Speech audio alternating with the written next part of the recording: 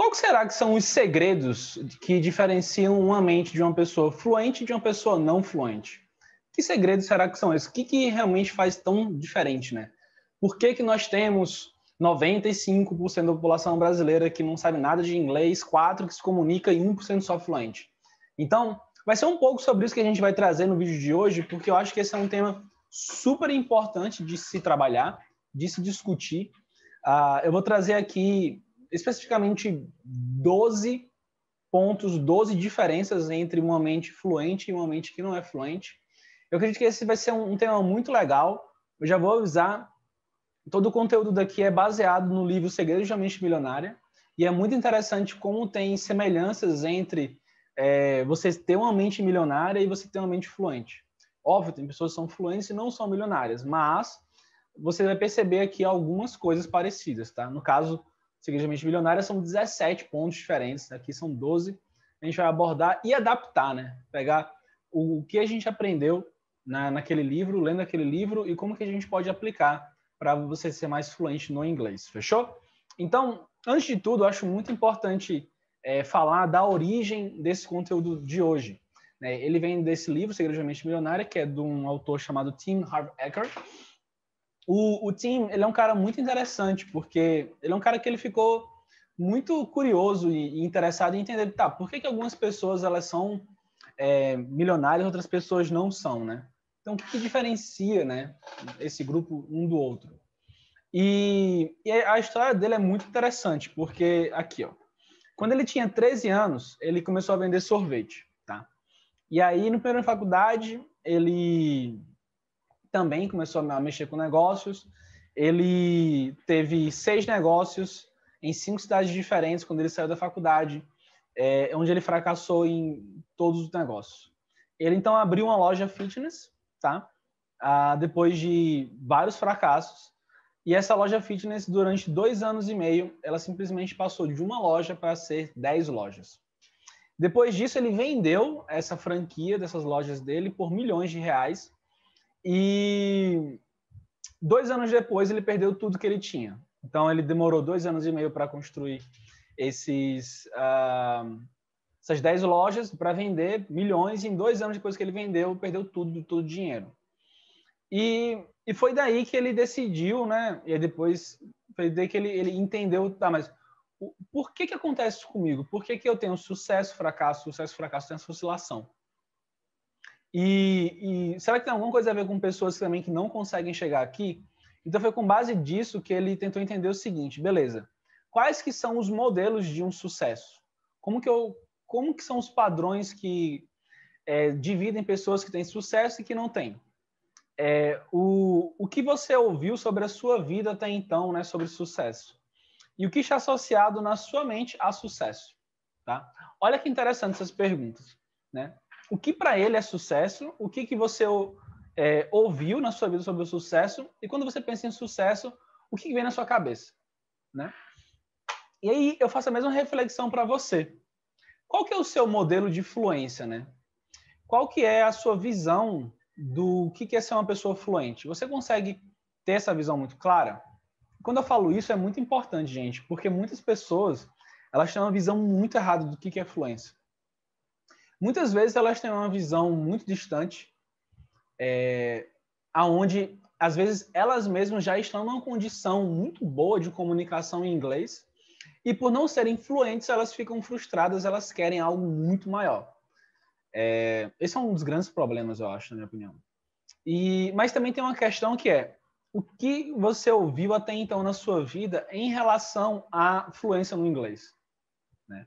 O que você ouviu na sua vida inteira em relação a inglês, né? Quais foram as informações que foram colocadas na sua mente sobre isso? E é muito incrível como o ambiente que você viveu, o contexto, só falta a gente ver no Brasil já é um limitante para você aprender inglês, porque existe uma cultura enraizada no Brasil de que é difícil aprender inglês.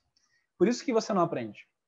E essa cultura, ela se espalha por um sistema de escolas tradicionais que tem um método extremamente falho, e na verdade não é falho. Na minha opinião, ele é intencionalmente longo, para que as pessoas elas fiquem muito tempo nas salas de aula. Isso em conjunto com seus pais, seus amigos, falando, nossa, inglês é muito difícil, que língua difícil, ninguém aprende inglês, ninguém no Brasil é fluente, e etc. Cria na sua cabeça, de fato, uma referencial de informações de que inglês é difícil. E aí, quando você vai se deparar com o inglês, você não consegue. Juntando isso, na verdade, você não consegue porque você vai errar. Então, juntando isso a sua ausência de treino no Brasil, em como você lidar com erros, em como você lidar com frustrações, em como você lidar com julgamentos, e o Brasil também ser um país que as pessoas bulinam muito, julgam muito as outras, é literalmente uma fórmula mágica para que o Brasil não aprenda inglês. Então, isso é muito importante, isso ficou muito claro para mim nesse livro. Porque quando você entende isso, você começa a entender que o problema, acho que essa é a maior sacada, que o problema do inglês, ele não é um problema interno, individual, seu e meu, ou de outras pessoas, ele é um problema estrutural, ele é um problema cultural. Não é à toa que tem países que não tem esse problema, mesmo pessoas não sabendo lidar com erros, com julgamentos, e tendo julgamentos. Mas por quê? Porque a cultura do país é diferente. Então, não é um fator único. A razão pela qual você hoje não é fluente em inglês, ela é multifatorial, ela é um conjunto de várias variáveis. Isso é importante você entender, porque muitas pessoas elas acham que, pelo fato de fulaninho e cicrano terem aprendido inglês, ela deveria ter a obrigação de aprender inglês, quando na verdade isso não existe, não tem esse negócio de fórmula mágica. Mas o que na minha visão hoje é o segredo para você aprender inglês, e se fosse pensar em longo prazo para reestruturar o Brasil, seria mudar a cultura, mudar os métodos e mudar a como lidar com erros e julgamentos. Porque o que acontece? Se você muda primeiramente o método, se você tem um método que ele não é, digamos assim, feito para ser lento, feito para ser demorado, para que a pessoa fique muito tempo, a probabilidade dela de desistir vai ser muito menor, porque ela vai ter resultado mais rápido, ela vai continuar crescendo, em pouco tempo ela vai ter uma fluência, e é possível. Mas isso já está meio que andando muito bem. Tem vários cursos online hoje com métodos diferentes, tem escolas, inclusive, presenciais com métodos diferentes, que não são mais métodos arrastados com 7 anos, 5, 6 anos. São métodos de 1 ano, 2 anos, e já você tem um resultado muito bom e é possível. Então, o que eu vejo é que isso já está mudando. Mas tem duas coisas que não mudaram ainda, que é a cultura do Brasil em relação ao inglês geral e a sua capacidade de lidar com erros, e o Brasil ensina as pessoas a lidarem com erros. Quando isso tudo mudar, essa tríade, aí sim você vai ter um potencial fenomenal para mudança de inglês no Brasil. Tá? Então, dito isso, vamos lá. Eu sempre trago a reflexão de que essa coisa de cultura enraizada no Brasil, ela é muito clara quando no budismo tem uma comparação muito interessante, que é a seguinte: quando você nasce, você tem ali todo um potencial de ser quem você quiser ser. E esse potencial genético, esse potencial biológico, você tem um cérebro, você respira, um coração que bombeia sangue, você tem cognição, você pode aprender, ele vai ser totalmente moldado, né? Vamos supor que você tem um potencial de ser o que você quiser, de ser médico, de ser dentista, de ser empreendedor, de ser advogado, de ser engenheiro, de ser jogador de futebol, de ser músico, do que você quiser. E o conjunto de experiências que você vai tendo na sua vida vai levando você a criar aptidões, a criar conexões mais prazerosas com algumas coisas em relação às outras. Eu não acredito que o ser humano ele nasça com dom para alguma coisa, mas eu acho que o conjunto de experiências do ser humano vai moldando ele para que ele se atraia mais por uma profissão, por uma realização ou outra. E ao mesmo tempo que você tem isso, você também tem uma questão que o ambiente ele vai moldando negativamente essa pessoa. Eu mesmo, por exemplo, eu sou uma pessoa que eu sou extremamente criativo, eu sou muito comunicativo, eu sou positivo, e também eu gosto muito de resolver problema. Ele tem relação à criatividade. São coisas que me definem. Tá? Liderança, eu gosto de liderar. Beleza. Mas, ao mesmo tempo, eu também sou explosivo, eu sou imediatista às vezes, eu sou, como é que eu posso dizer, individualista. São características que às vezes entram em choque, mas egóico. Então, às vezes, você olha, tipo, como que você tem a mesma pessoa ela construindo coisas tão positivas, mas também negativas. E isso é resultado do ambiente que eu vivi. Isso é resultado das minhas interações com meu pai, com minha mãe, com minha avó, com meu irmão, com meus amigos, na universidade, no trabalho, minha vida inteira. Então, você é o resultado, literalmente, do seu ambiente. Não somente da sua carga genética. Isso é muito importante. E muita gente negligencia isso. E o que acontece? Imagina que quando você nasce, você tinha um potencial para você ser o que você quiser. Para você ganhar o quanto de dinheiro você quer ganhar, para você conseguir viajar quantas vezes você quiser no mês, para você ser uma pessoa realizada. E quando você começa a interagir com seus pais, eles já têm outros preconceitos, eles já têm outras informações de mundo. E eles vão moldando isso, seus amigos, etc. Chega uma hora que esse teu potencial, ele vai ficando, ele é um leque gigantesco, né, que ele poderia abrir assim, ele vai ficando extremamente estreito. Por quê? Porque você só consegue tomar decisões com base naquilo que você experimentou. Ou você não toma uma decisão com base naquilo que você experimentou. Então, isso é a maioria das pessoas. Então, quando você cresce com esse molde, o interessante é você buscar autoconhecimento para se conhecer e entender, tá, mas por que que eu hoje eu lido assim com essa situação? Por que que eu reajo dessa forma?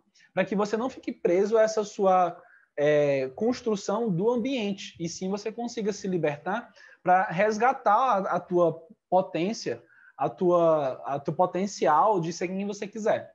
Isso é a mesma coisa no inglês, isso é muito importante, tá? Então, o que as pessoas vão dizer de você, que você, por exemplo, minha mãe sempre falava que eu era muito inteligente, que eu sempre ia ao infinito e além, que o céu era o limite, e isso foi criando na minha cabeça, de fato, essa visão de querer mais, mais e mais, mas imagina se você é criado com uma mãe que fica te freando o tempo inteiro, dizendo, olha, você não é muito inteligente, é melhor você, tipo, como é que se diz? Você tem que saber, você tem que lidar com isso, porque você não é bom, você não vai conseguir coisas muito grandes, não se arrisque, eu tenho medo de arriscar, não faça isso, o inglês é ruim. Então, ela vai construindo na sua cabeça frases e você começa a repetir aquelas frases na sua cabeça e que são a sua realidade. Isso, muita gente negligencia isso, e essa é uma das principais razões de fracasso na fluência que eu conheço. Quando eu olho meus alunos hoje, 200 alunos, um a um, eu vejo que esse problema do o que foi falado para eles, o que foi todos os moldes que foram colocados nos nossos alunos e alunas influenciam diretamente no resultado deles hoje no inglês. É surreal.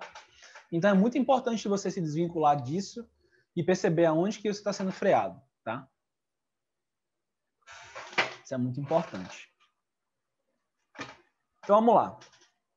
E por que isso? Porque todas as suas decisões que você toma hoje em dia, né?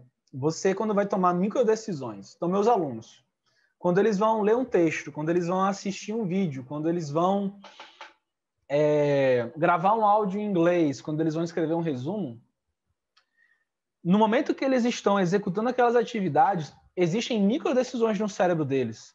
Existem quando você se depara com uma palavra que você não sabe ler, quando você se depara com uma frase no vídeo que você não entendeu, quando você tenta pronunciar uma palavra, sabe que a pronúncia está errada. Quando você tenta escrever um texto e você sabe que aquela construção gramatical está errada. E você trava com isso. Você começa a falar na sua cabeça e voltar os traumas que aconteceram na sua vida. E voltam aquelas informações de, nossa, o inglês realmente ele é muito difícil. Talvez o inglês não seja para mim. E você começa a reafirmar todas aquelas mentalidades que você não vai te levar ao sucesso no inglês. E é muito ruim, por quê? Porque quando você está executando essas atividades, basicamente 5% do que você está ali é consciente, 95% é subconsciente. Por isso que é difícil você controlar como que você reage a uma situação. Quando você não sabe algo em inglês, ou quando você é julgado em algo em relação ao teu inglês, o teu subconsciente ele vai entrar em um estado de defesa e ele vai reagir de forma emotiva, é totalmente normal. Então, é muito primeiramente importante entender que isso acontece, que você vai ser regido subconscientemente nas suas micro tomadas de decisões na hora de você desenvolver o inglês. Então, quando você tem isso em mente, você já fica mais atento. E o único objetivo é isso, ficar, opa, peraí. Então, quer dizer que eu tenho que ficar um pouco mais atento para que meu subconsciente ele não controle a minha performance e o meu resultado no inglês. Primeiro ponto importante. Então, e aí, nesse subconsciente, o resultado dele tomar uma decisão mais emocional, de você dizer, deixa para lá, isso aqui não é para você. Vai ser o resultado de tudo aquilo que você ouviu desde o começo da tua vida, que moldou a tua potência de ser quem você quiser ser, tá? Em relação ao inglês. Então, eu digo hoje em dia que com 5 minutos é possível entender, né, se você vai ter sucesso ou não no inglês. Se você vai ser fluente ou não. Mas, Léo, como que você faz isso, tipo, com 5 minutos? Basta fazer algumas perguntas para entender como que a mente da pessoa funciona em relação ao inglês. Essa é uma maneira. A outra maneira, eu testo 4 pilares. Eu avalio de 1 a 10 como que está a motivação daquela pessoa para aprender inglês. Em segundo, eu vejo quanto que ele tem de contato com o idioma. Terceiro, eu vejo se ele domina estratégias para aprender inglês. E quarto, qual que é o nível de inibição dele. Como que o medo, ansiedade, ego, bloqueios, mentiras, relação com o tempo, impactam negativamente na como ele lida com o inglês. E rapidamente eu consigo entender, cara, seu potencial está muito baixo, precisa melhorar isso, isso, isso. Literalmente, depois de analisar 200 alunos, você meio que começa a entender um padrão. Do mesmo jeito que o Tim Harvecker, ele tentou entender o que diferenciava uma pessoa milionária ou não, hoje eu consigo, depois de analisar 200 alunos, o que faz um aluno ele ser fluente ou não. O que vai determinar isso, e é isso que eu vou mostrar para vocês aqui. Tá? Então, a grande pergunta é o que faz uma pessoa que ela simplesmente ela tem uma condição de vida totalmente ok, né? Totalmente boa, ela é próspera, tem o que comer, tem onde dormir, e ela não aprende o inglês. E o que faz uma pessoa que tem uma condição super difícil de vida, de comida às vezes, etc., de aprender inglês? No Brasil, por exemplo. O que diferencia uma pessoa da outra? Por que tem essa diferença? Né? Então, isso é algo que a gente vai discutir aqui, né? Porque, a rigor, ao mesmo tempo você pergunta por que tem pessoas prósperas, ricas, saudáveis que aprendem e outras não aprendem? Por que tem pessoas pobres que umas aprendem e outras não aprendem? É porque essa mentalidade... Não, não é. É o conjunto de tudo, né? Então, a gente vai entender isso aqui muito bem, tá? E gente, é muito louco, porque o que acontece? Você pode pegar uma pessoa super próspera, que faça assim, você vai viajar para, sei lá, você vai fazer um intercâmbio, você é rico, você vai fazer um intercâmbio nos Estados Unidos para você aprender inglês. E essa pessoa ela não vai com uma preparada, com uma mentalidade adequada, ela não aprende. Ela não aprende, ela vai cometer diversos erros lá e ela não aprende. Ao mesmo tempo, você pode ter uma pessoa que não tem condição nenhuma financeira e ela no Brasil ela aprende inglês absurdamente bem. Então, o que diferencia uma coisa da outra, né? Acho que isso é o que a gente vai tratar aqui, tá? Então, vamos lá. Então, isso que a gente vai falar, eu falo muito para os meus alunos quando eles estão realizando as atividades. Todas as vezes que eles estiverem realizando as atividades, vai vir alguma coisa na cabeça deles de negativo em relação ao inglês. Porque é normal, porque eles vivem no Brasil e o Brasil tem essa cultura. Então, você tem que literalmente fazer um condicionamento verbal. O que é esse condicionamento verbal? Todas as vezes que você sentir que você está reagindo de maneira negativa em relação ao inglês, você simplesmente não que você vai se sentir bem na hora, mas simplesmente você vai falar uma frase de contrapeso em relação àquilo que você falou. E é isso que eu ensino muito para eles. Como você recondicionar a sua cabeça para que você consiga ter lidar com o inglês de maneira mais saudável, de maneira mais prazerosa, tá? Então, o que acontece? Todo ser humano, ele tem ele cria, né, na cabeça dele uma realidade, ele tem uma realidade mental, tá? Física, emocional e espiritual. Mental, eu diria mais em relação a racional, né? Então, todo ser humano tem uma realidade racional versus emocional e também tem uma realidade física versus espiritual. Mas, Léo, o que você está falando de espiritualidade? Você mesmo já falou que você é ateu, que você está falando de espiritualidade. Eu vou explicar para você. Todas as vezes que você está lidando com uma decisão na sua vida, você tem dois principais sistemas neurológicos, eles literalmente batalhando para ver quem que vai tomar a vantagem naquela decisão. Isso é muito representado pelas figurinhas do anjo e do demônio, que as pessoas colocam em vários desenhos animados, em vários filmes, né?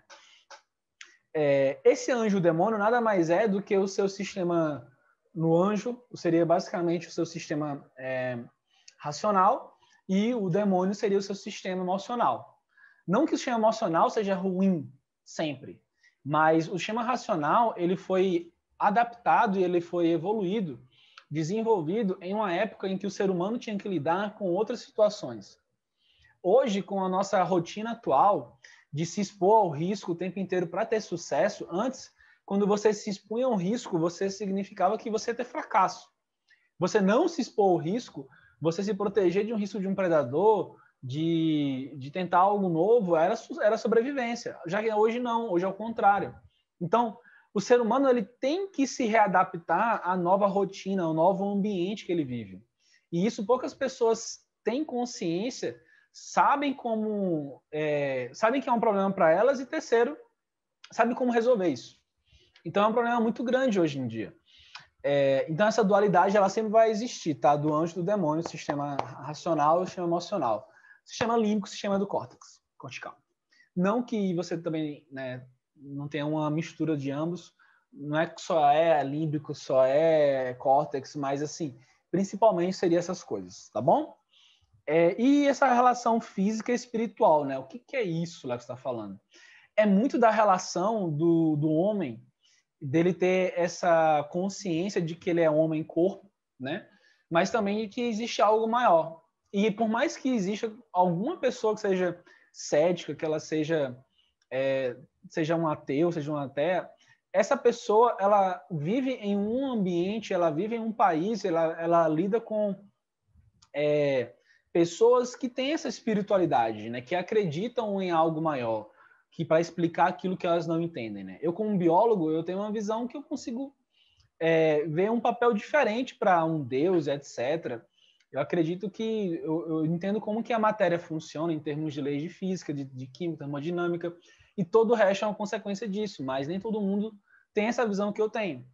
E mesmo assim, existem situações na minha vida que eu não consigo explicar aqui, e aí você tange a um nível de espiritualidade, de que existe algo que a gente não consegue entender, não necessariamente que é espírito ou que seja Deus, mas seja algo do inexplicado. Então, do físico concreto versus o inexplicado. Então, essa dualidade.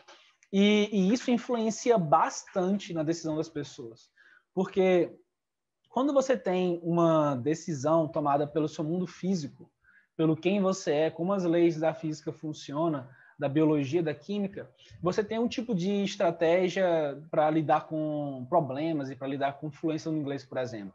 Se você tem um outro perfil, se você tem um perfil mais espiritual, mais divino, você vai ter uma relação diferente. Então é importante você entender como que você funciona para saber como que isso vai impactar positiva ou negativamente na tua fluência no inglês. Muita gente diz assim, aluno fala, não, Léo, mas eu tenho fé em Deus que eu vou conseguir aprender inglês. E assim, é importante, né, se ele for religioso, ter fé em Deus, mas que ele faça a parte dele para que ele consiga chegar lá. Não que eu vá dizer, você acredita em Deus, você está errado. Não, nada disso. Eu acho que é importante para ele ter fé. É como ele construiu o arquétipo dele de religião, de fazer parte de um grupo. Eu acho totalmente ok. Contanto que isso não atrapalhe. E ao mesmo tempo, uma pessoa física, que ela tem uma certa visão de futuro. A pessoa muito cética, muito física, ela está muito simplesmente focada no racional. E às vezes você precisa também lidar com emoção, com motivação, com visão de que algo pode acontecer, de não ser muito cético, não ser muito negativo, sabe? Para que você consiga ter resultados bons também, né? Então, eu acho isso uma dualidade importante de emocional racional e de físico espiritual, tá? Mas vamos lá. Quais são os 17, né, arquivos da riqueza que o Tim Harvecker ele fala no livro dele? Você vai ter que ler o livro dele para descobrir. Eu vou falar aqui dos 12 arquivos da fluência, né? O que diferencia uma pessoa fluente e uma pessoa não fluente, tá? Então, a gente fala desses 12 e a gente vai citar um a um e a gente vai refletir um pouco sobre eles, tá? O primeiro deles é muito interessante, que é o seguinte, né? A pessoa fluente, ela fala assim, eu crio minha própria fluência. Já a pessoa que não é fluente, ela fala assim, um dia vai acontecer de eu ficar fluente, vai rolar, né? Eu vou fazer um curso, o negócio eu vou deixar na mão do curso, ele vai me levar lá. Então, isso é muito uma questão que eu falo de autorresponsabilidade, né? Então, tem muita gente que fala assim, se Deus quiser, eu vou ficar fluente em inglês.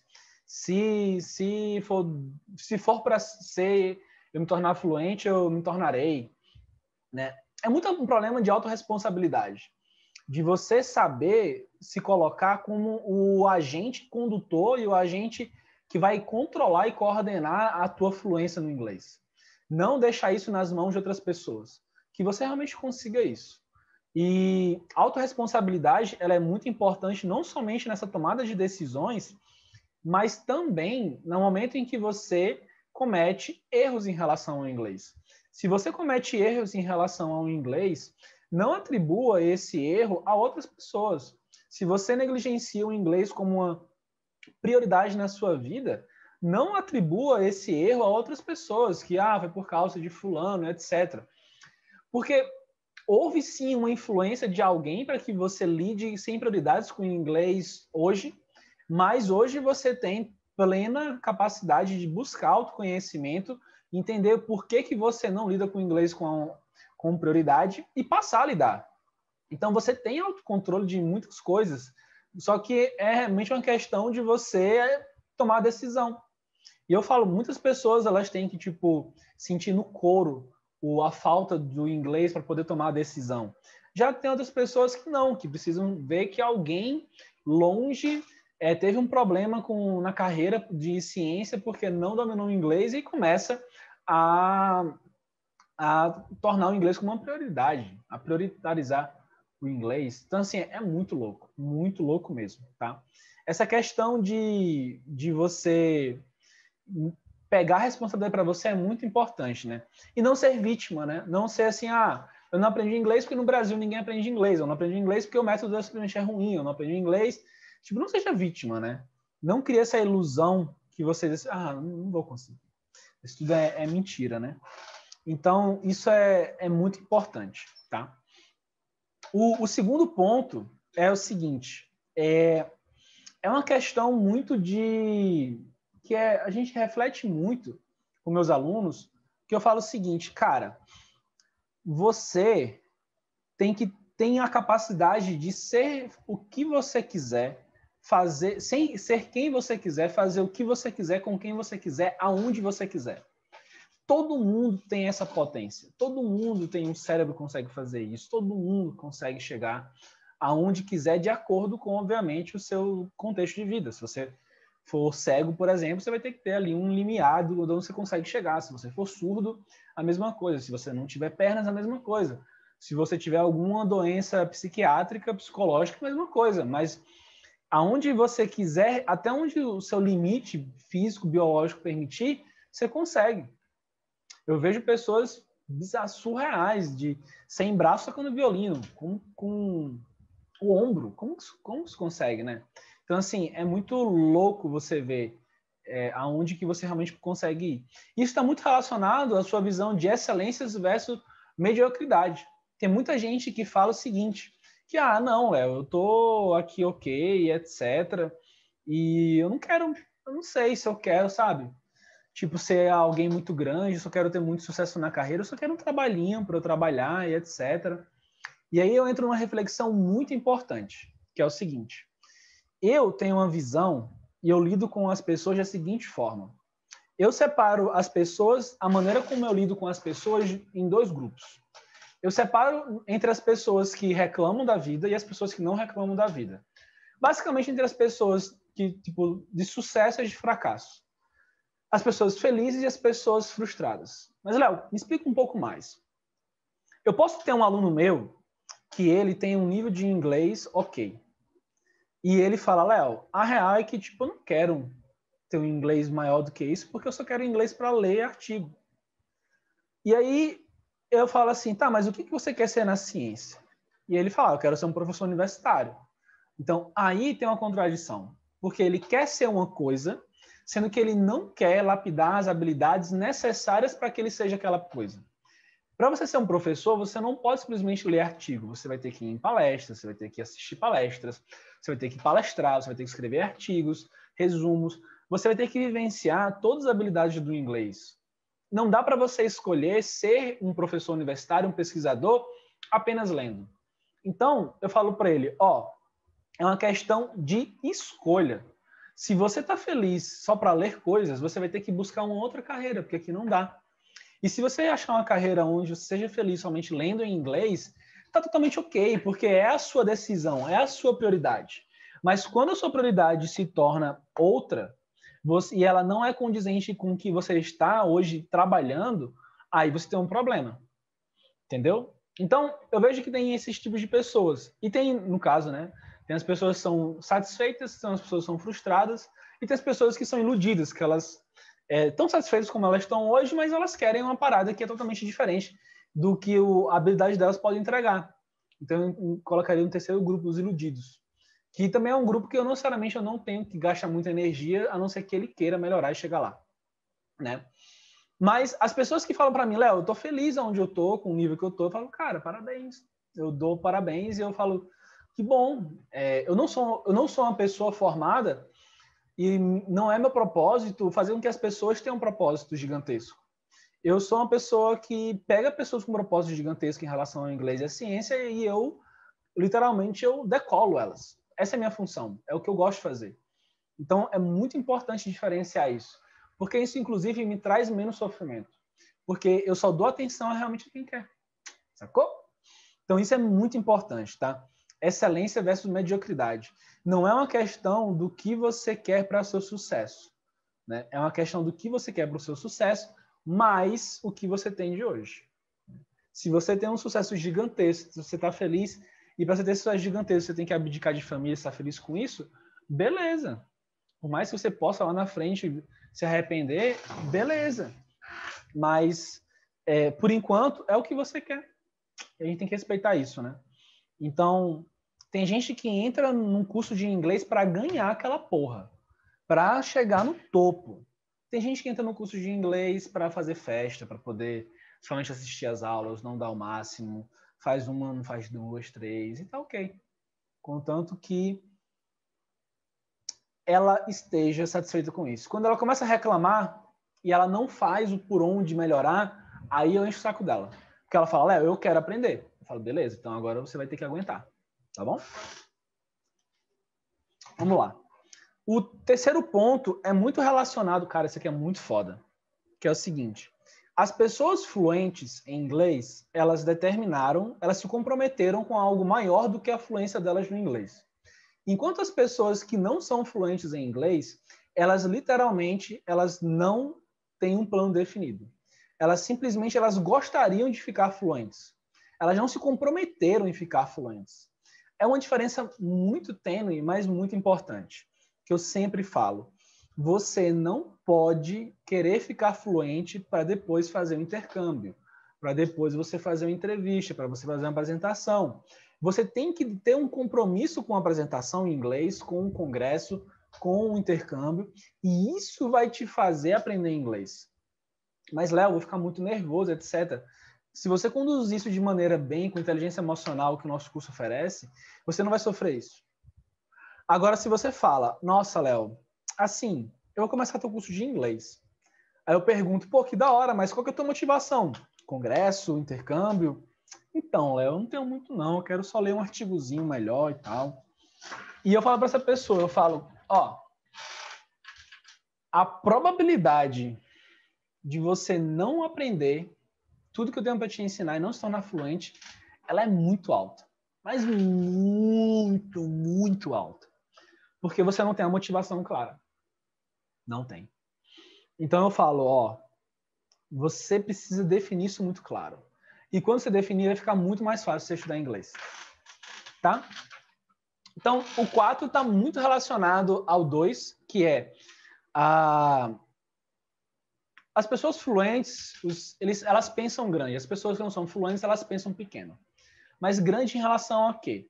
A pessoa que ela se torna fluente, ela se tornou fluente porque ela queria mais, mais e mais. E aí, mas aí entra em contradição com o que você estava falando, que é possível uma pessoa ela ficar fluente, muito, muito fluente, sendo que tipo, ela não tem grandes ambições. Não.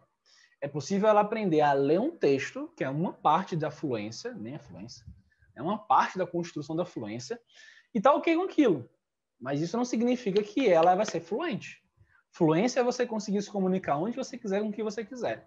E eu digo assim, fluência real, você vê no Brasil, que é um país onde não se fala inglês, é algo que, por isso, inclusive, é algo opcional, né? Porque você não tem um sistema enraizado onde você tem empregos, sistemas profissionais, trabalhistas, educacionais, de servidoria, que dependem do inglês, né? Então, ainda mais importante isso para você pensar grande. Senão você pensa, vou querer ser um trabalhinho ok, você não vai ser fluente nunca não, porque não precisa. Não precisa. Então, as pessoas fluentes que eu conheço, elas pensam muito grande no Brasil, né? O quinto, as pessoas fluentes, elas focam na solução, enquanto as pessoas não fluentes focam no problema. Como assim, Léo? Quando você se depara com um problema, quando você está, vamos supor, você vai fazer uma apresentação, e aí você não consegue, tipo, organizar aquilo direito.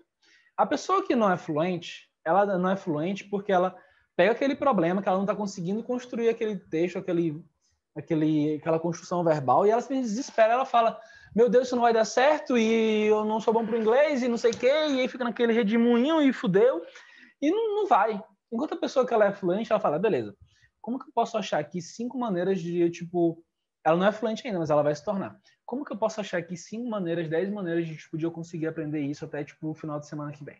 E ela vai, ela pede ajuda, e ela treina, ela entra no YouTube, ela vê como que a pessoa daquela área dela fala aquelas expressões, ela treina, se vira, ela apresenta para pessoas, ela pede feedback, ela corrige, ela escreve script, ela treina, grava, ela vê ela gravando, ela vê onde ela está errando para corrigir. Solução. Olha a diferença de coisas, né? É muito surreal. Então, assim, você tem que... E isso, de novo, a gente volta lá para o começo, é tudo relacionado a microdecisões. Você viu como uma microdecisão agora de você reclamar e você se desesperar versus você achar várias soluções. Isso, à medida que você toma isso todos os dias, vai criando... Imagina que essa daqui é a diferença entre uma pessoa fluente e uma pessoa que não vai se tornar fluente em um ano. E aí, a cada dia, a pessoa que é fluente, ela toma uma decisão positiva, ela sobe. E a pessoa que não é fluente, ela desce, porque ela tomou uma decisão que ela focou no problema. A cada dia que ela tomar isso, ó, vai aumentando essa diferença. E aí, essa diferença vai ficando assim, ó. E aí, chega uma hora que, cara, não tem como. Porque são micro decisões. Micro. Dia a dia, você tomando decisões. Dentro do dia, várias decisões. O conjunto delas é que faz você ficar fluente no inglês. Não é você ter um método só muito bom. Você tem que, tipo, no momento que você está executando, está se preparando depois, tomar decisões muito boas e precisas para você ficar fluente em inglês. O 6 é muito relacionado à comparação. As pessoas fluentes, elas admiram pessoas fluentes. As pessoas que não são fluentes, elas invejam pessoas que são fluentes. Mas, Léo, como que é que funciona isso? O que acontece? A pessoa que ela é fluente, ela pega as pessoas que antes, né? Ela vai ficar fluente daqui a um ano. Ela começou hoje. Ela pega as pessoas fluentes, ela usa como inspiração, ela usa como uma motivação para que ela se torne aquelas pessoas. Ela tem uma comparação nela, tá? Individual. Ela usa o Kaizen, melhor do que ontem, pior do que amanhã. e ela está melhorando a cada dia, mas ela usa essas pessoas que já são fluentes como inspiração para ela chegar lá. Por outro lado, as pessoas que não são fluentes, não são fluentes, elas olham as pessoas fluentes, elas se comparam no coletivo, e ao se comparar, elas falam o seguinte: nossa, esse cara já é fluente, cara, olha o que eu tenho que fazer. Ele é rico, eu não sou. Ele é branco, eu não sou. Ele é preto, eu não sou. Ele é pardo, eu não sou. Ele é mulher, eu não sou. Começa a arranjar 1000 maneiras de invejar aquela pessoa em vez de focar em dizer o que será que ele fez para que eu aprendesse? O que será que eu posso perguntar para essa pessoa de dicas para que eu aprenda a ficar fluente mais rápido? Olha a diferença que é. É surreal. Tá? O sétimo é: pessoas fluentes, elas buscam companhias de pessoas fluentes, enquanto pessoas que não são fluentes procuram a companhia de pessoas que não são fluentes. Então, é o caso de, por exemplo, acontece muito no intercâmbio, quando você vai para Ciências Sem Fronteiras, rolou isso. Você vai para Ciências Sem Fronteiras. Você vai para Ciências Sem Fronteiras, o que acontece? Você tem um grupo de brasileiros na universidade. Os brasileiros, eles tendem a ficar com os brasileiros. E o que acontece? Tem gente, como eu, que eu fiquei isolado, ficou eu e o Arthur, em vez de ficar com um grupo gigantesco de brasileiros. E aí, como a gente estava em contato direto com pessoas fluentes o tempo inteiro, a gente ficou fluente muito mais rápido e melhor do que as pessoas que ficavam em grupinhos de brasileiros. Então, não é somente uma questão de você... você pode ficar junto de pessoas fluentes que são brasileiros, mas falando em inglês. Mas colhendo essa mentalidade, colhendo as dicas de pessoas fluentes. Agora, se você fica num grupo de brasileiros com todo mundo que não é fluente, você não tem uma pessoa ali para treinar elas, para ensinar, você não vai aprender nunca. Tá? Então, isso é muito importante, que é o poder do ambiente sobre isso. O arquivo 9, né? Desculpa, o arquivo 8 é a autoimagem. Então, as pessoas fluentes, elas não têm problema de falar o que elas acham, de ser quem elas são. Elas têm uma autoconfiança muito clara. Elas, sabendo quem elas são, sabendo o nível que elas estão, qualquer julgamento que elas recebam de alguém, elas assimilam como algo positivo, porque elas se conhecem, elas não têm nenhum problema de falar o inglês que elas têm, porque elas sabem que naquele momento do inglês básico, elas precisam de muito feedback e de julgamento de pessoas para crescer, sabendo filtrar esses julgamentos. A pessoa média precisa de um pouquinho mesmo, mas ainda precisa. A pessoa ainda precisa de um pouco. Então, quando você tem uma pessoa fluente, ela se conhece, ela não tem problema de falar, ela aprende mais rápido. Já as pessoas não fluentes, elas não se conhecem, elas têm medo de falar o que elas sabem, o que elas acham, de falar e errar, de dizer que são nível básico, intermediário, avançado, elas têm medo de rejeição. Então, é uma diferença grotesca, gigantesca de quem se torna fluente e quem não se torna. Se conhecer, saber ter a cara de pau e a coragem de falar o que você, em inglês, o que você sabe naquele momento, e saber aceitar e lidar com julgamentos e com feedbacks. Essas 3 coisas, né? Saber quem você é, falar e, produzir e receber, é, assim, ouro do ouro do ouro. Tá? O arquivo 10 é em relação aos problemas. Né? Está muito relacionado também àquele outro lado, que foi o arquivo 5. Esse daqui dos problemas é muito relacionado à questão de ego. Né? O que acontece? As pessoas fluentes, elas sabem que... O que acontece? Que o inglês é muito maior do que elas. O inglês, ele é uma massa, ele é uma cultura, ele é uma ferramenta poderosa de que você alcance realizações financeiras, pessoais, profissionais, de vida no mundo inteiro. Enquanto as pessoas que não são fluentes, elas se acham maiores que o inglês. Olha que louco. Elas acham que os problemas delas, as críticas que ela vai receber, os julgamentos que ela vai receber, que o eu dela é muito maior do que essa massa, esse manto que o inglês criou no universo, na Terra. Então, quando você vendo que você é isso daqui perto do inglês e você só tem a aprender, qualquer julgamento seu é minúsculo comparado à potência que o inglês pode gerar, versus você achar que você é desse tamanho e seus problemas são muito maiores que todas as possibilidades que o inglês é desse tamanho para você. Quando você muda isso, você se torna fluente. É surreal.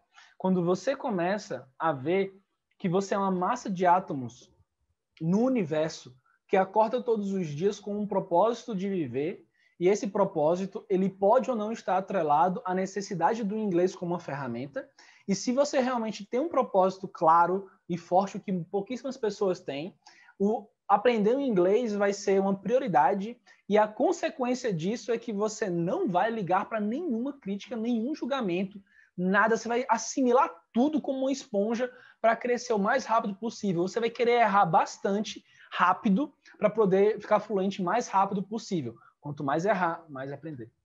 Olha que diferença isso daqui, tá? Isso também está muito relacionado ao 10, que é as pessoas fluentes, elas gostam de aprender, elas são aprendizáveis, enquanto as pessoas não fluentes não são. As pessoas não fluentes, elas não gostam de feedback. Elas acham que o feedback significa que você está rejeitando ela, que você está dignificando ela, que você está discriminando ela.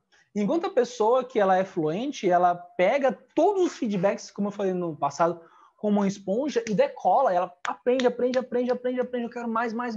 Deixa eu errar. Então, essa necessidade de aprender, de ouvir, de assimilar, não, realmente, né, é muito importante. Tá? Por fim, o arquivo 10 é o medo, né? As pessoas fluentes não têm medo. Elas vão falar inglês apesar do medo.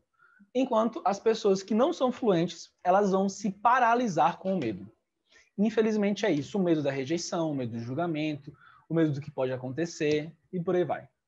E por fim, né, o 12º, as pessoas que são fluentes, que ela tem essa mentalidade fluente, elas aprendem o tempo inteiro, mesmo depois que elas ficam muito fluentes. Eu até hoje eu pego o Grammarly e eu fico brincando com palavrinhas para aumentar meu vocabulário. Eu fico escutando muito, prestando atenção para aprender. Enquanto as pessoas não são fluentes, elas falam, às vezes eu nem preciso disso, eu acho que eu já aprendi. Quando ela tem que aprender masterizando um bloco para que isso se torne uma base para ela masterizar o próximo. Se você pega blocos errados e você coloca na ordem, blocos certos, você coloca na ordem errada, você simplesmente, uma hora, vai cair. É preciso que seja em formato de uma pirâmide, uma base sólida de vocabulário, depois com a compreensão de frases, montando ideias e construindo todo um raciocínio complexo, né? Misturando reading, listening, speaking, writing, vocabulário, etc. Pronúncia, gramática. Então, esses foram os 12 arquivos segredos de uma mente fluente. Baseados no livro Segredos de uma Mente Milionária, eu trouxe reflexões do livro do Tim Harbecker e adaptei para o inglês para que vocês vejam que o quão dicotômico, diferente que é a relação entre você pensar de maneira fluente e você não pensar. Eu te dei aqui 12 arquivos, 12 dicotomias, diferenças, é surreal a parada. Então eu espero que esse vídeo tenha agregado muito a você, porque os 12 segredos de uma mente fluente vão te ajudar bastante a ter sucesso na sua fluência a partir de então, tá? Se você gostou desse conteúdo, não se esqueça de, se você está no Instagram, de curtir, de salvar, compartilhar. E se você está no YouTube, de assinar o sininho, de seguir a gente, dar um like, para que esse conteúdo ele alcance outros cientistas por aí, para que eles possam também se tornar fluentes no inglês. Fechou?